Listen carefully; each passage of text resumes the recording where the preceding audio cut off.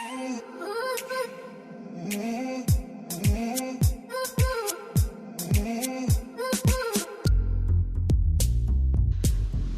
yo, everybody. It's your girl, Jay, and it is time for another edition of Jay's Quick 3.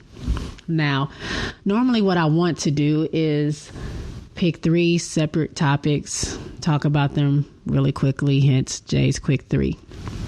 But this time it's kind of a special occasion. I am still going to talk about 3 things, but it's going to be about the same subject. And that is Chloe and Halle. So anyone who knows me knows that I am a huge fan of Chloe and Halle. I have been for some time now. And this weekend, or actually today, March 23rd, 2019, marks the 1-year anniversary of their release of their Grammy-nominated debut album, The Kids Are All Right. So I want to talk about that because I want to celebrate it. So that's going to lead me into number 3, the album. So like I said, The Kids Are All Right was released on March 23rd, 2018. There are 18 tracks on this album, and what a debut to release.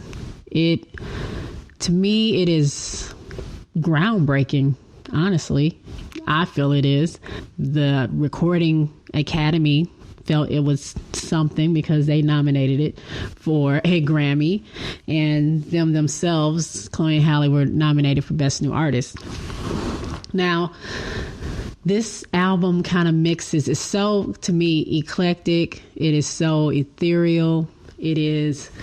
It's R&B. It is like hip hop. It's a little bit of trap. It's a little bit of electronica. It's a little bit of just smooth classic melodies and harmonies. And, their claim to fame is that they have these super sweet harmonies on top of these hard beats. And the album kind of takes you on this trip. It's very like, I don't even know how to describe it. I would say spacey, but I guess that's what ethereal means. It's just very like kind of out of this world. It takes you on a trip through a lot of different things. And it's amazing to see something that was created. I mean, when they made some of these songs, they were like 14, 15 years old. And they put this stuff together on their own. They did have some help on a couple of songs by some producers and writers, but for the most part, it is solely produced and written by them. And it all happened in their living room in LA. And I mean, I'm super impressed. It is a really good album. I would invite you to please go out to please go to wherever you listen to music. So whatever streaming service you use, Spotify, Apple Music, Google Play, whatever, Tidal, wherever you listen to music, go look them up. Chloe X Halle. So that's CHLOE XHALLE. Look them up. They'll have their album on there. The Kids Are All Right. I'm telling you, you will not be sorry once you listen to that. Now that leads me to number 2, the artist. Now, I just made mention of, Chloe and Halle kind of learning everything on their own and kind of producing and writing. They learned how to write songs from their dad when they were 10 and 8. And they kind of just took that and started paving their own way. I mean, they, at some point, I believe Chloe said that, hey, we knew that people weren't going to take us seriously, 13 and 14-year-olds coming up in a studio saying, okay, I wanted to sound like this, or I needed to do this or whatever. So they had to learn how to do the stuff themselves if they wanted it done a certain way. What better way than to do it yourself? So they grinded, learned what they needed to learn. They also taught themselves on their instruments, and they produced several projects. They have Sugar Symphony, which was their first project that they released in 2016. They also released The Two of Us in 2017. And then in 2018, like I just said, they released The Kids of All Right, which was their official debut into the music industry. So, you know, I've had the pleasure of meeting them, so maybe I feel a different way than I guess most people will feel about their artists that they like or they stand for. They are just some down-to-earth, like, likable people. Like, there are certain people that come up with the way that they came up, because they were actors at a very young age. A lot of their friends are in the business, and they've said this before. So you would think that, you know, kids coming up in the business and their friends are famous and things like that, that they kind of have like a certain kind of chip on their shoulder. I'm not saying that to be true to all, but there's sometimes, I guess, that perception that they are like that. But meeting these girls, and to be honest, for me watching like all their interviews and things like that, I never get that feeling from them. They seem very down to earth, but to be able to see it in person is like a different thing. Like, I thought that they were just being nice to me because I was a nervous wreck. But when I saw them in Atlanta, we did the meet and greet, and I was with some people that I met that is part of our fan group, Boss Balians, and we had a chance to meet, and then we got to meet the girls, and we got a really good opportunity after talking to their mom to stay back after the meet and greet and kind of just hang out and things like that. But it gave me the opportunity to see how professional they were and how just, like I said, nice human beings they are. You know, there were hundreds of people. They're in Atlanta. This is their hometown. There's hundreds of people in line. I would say we were probably part of the first maybe 50 to 75 people, but it was so many other people behind us. And to see them be just as excited to see the first 100 as they were to see the last 20.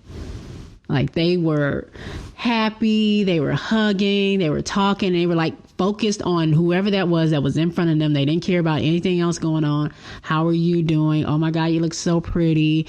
Thank you for your support. I mean, they were just giving their undivided attention. And, you know, I would say as a fan of somebody, that means a lot. Like, you don't have to do those things. You can just smile and sign your autograph and then keep it moving. Like, it doesn't have to be a conversation. It doesn't have to be a hug or even a question asked.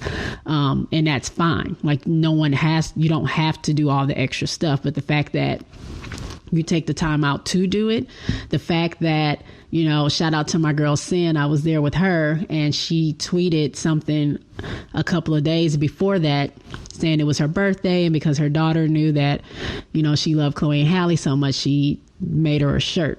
Well, we're standing in line to do the meet and greet, and when they walk up and they see her, because they liked the tweet that day, they actually said, "Hey, how was your birthday?" And I'm like, what? Like, seriously? Like, these, you know how many tweets these girls get probably daily? And the fact that they remembered her and remembered her tweet and remembered it was her birthday and asked how her birthday was.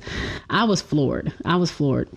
So again, they are very sweet and very nice. That's probably why I feel the way I feel about them, because to me, it's just a little bit more. It's the music. The music is definitely something to celebrate because it is different, but it's also just them. So, again, they come from a really good family. I had the opportunity to meet mom and dad, and these people are the real deal. Like, even their mom, super nice. "Hey, how are you doing? Thanks for coming. Thank you for supporting, blah, blah, blah." She actually was the one that said, "Hey, I really appreciate you guys coming from all over just to see my girls. Why don't you just hang back?" And then I meet the dad, and he's like, "You know, we don't do handshakes. You know, you're part of the family. If you come here to support my girls, it's nothing but love. So hang out, you know, enjoy the time here. That's the least we can do for your support." And, you know, I was just floored. because you don't have to do that. Like we weren't anybody any more special than anybody else that was in line. It's just, I don't know. It's just something that happened. And the fact that they showed us so much love and they were so nice and just cool people. Like, that's just what it is. So that's going to lead me to number 1, and that's their impact.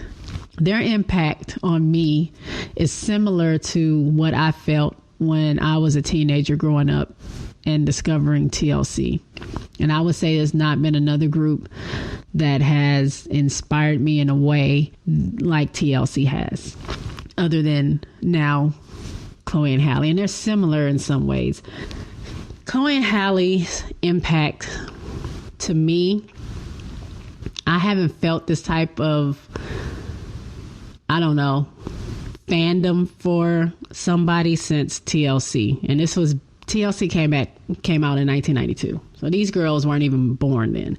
But, you know, something about TLC really spoke to me and kind of touched me in a way, because I always felt that, not that I was different, but I didn't like to necessarily follow the crowd. I didn't like to do, I guess, the trendy thing when I was growing up. So to see TLC kind of step out of the mold and kind of be their own kind of artist and like trailblaze, I love that. I caught on to that. They were speaking a message that wasn't necessarily being talked about, and they were awesome. So I fell in love with them. I thought I was a member of TLC all through high school, even through college, and I'm still a fan of theirs.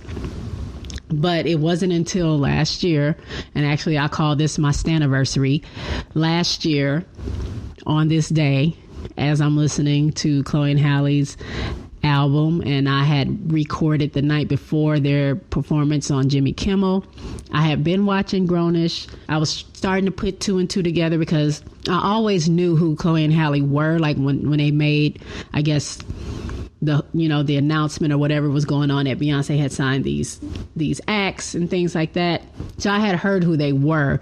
I just wasn't like listening to them at the time.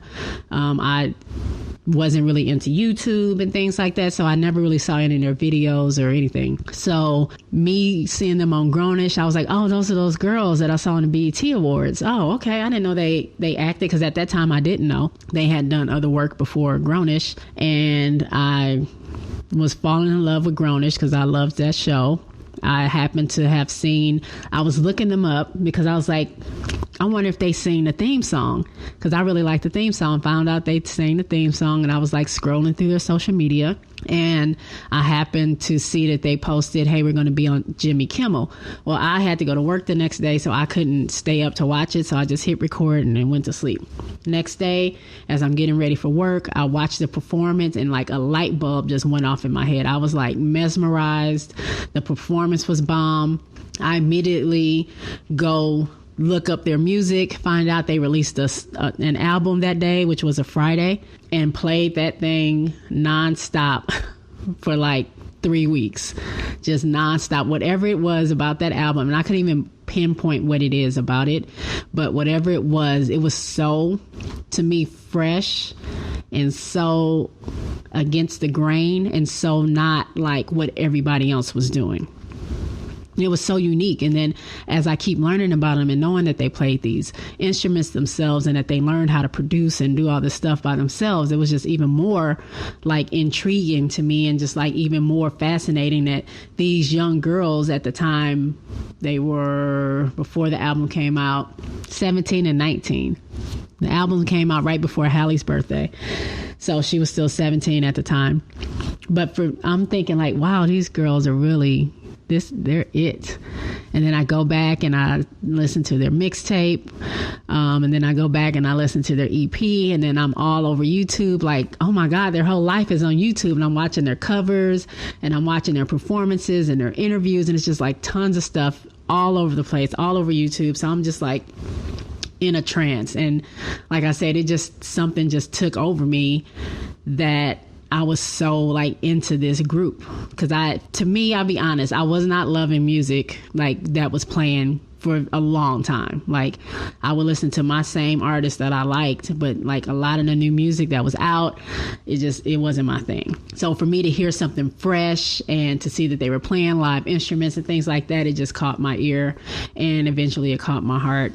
And when I actually got to see them live, then that was it. But I call it my Staniversary because I just went crazy that Friday when I listened to that album and when I saw that performance. And then when I got off work, I was like just stuck on YouTube, just watching all these videos. And it's when I became a stan. So look, I can talk about them all day long. I really can, but I'm not going to do it because this is supposed to be quick. So I invite you to go to chloexhalle.com. That is their website. On their website, you will find all their links to their YouTube, to their IG, to their Twitter. And they have videos on there, pictures, all kind of information that you would need on Chloe and Halle. If you just want to hop to their IG or whatever, it's Chloe X Halle. It's across the board on all social media platforms. There is an excellent fan page on IG. It's my homie. It is CXH Overdose on IG. And then we have CXH Updates on Twitter.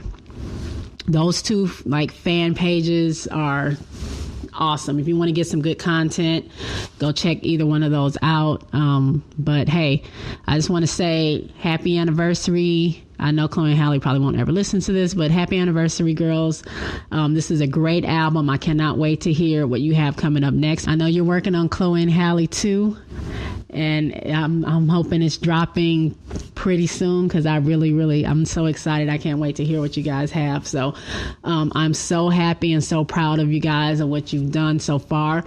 They just released a video. If you go to YouTube, they probably have it posted on their website, but if just in case, go to their IG. Again, it's Chloe X Halle.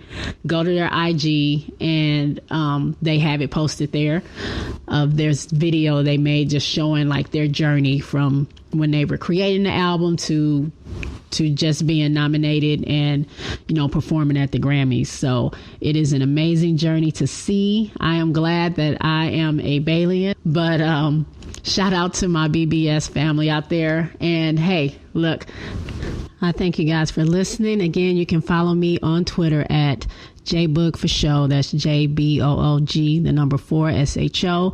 And as always, if you want to leave any comments or anything, you can hit me at jboogforshow@gmail.com. So thank you guys for listening. I will holler at you guys later. Peace.